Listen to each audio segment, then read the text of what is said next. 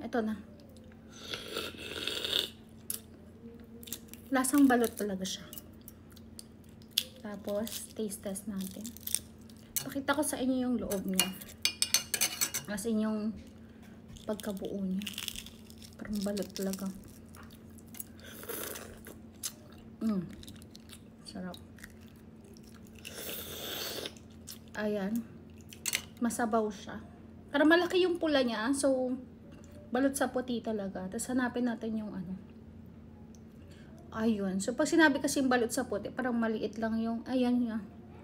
Ito yung, ano niya, maliit lang. Parang wala siyang tuka. Ayan. Walang tuka, walang ano. Okay lang naman. Ito yung, ano, hindi talaga kumakain to. Ayun, ano, kita ko may buhok. Pero parang, sige. Tingnan ko, sin. Sorry guys, kasi hindi talaga ako kumakain ng balot yung sisiw niya.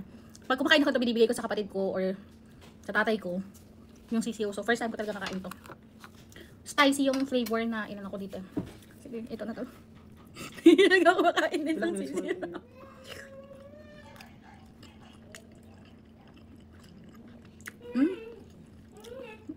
Wala akong naramdaman. Kahit tuka or Kasi what. nababad siya sa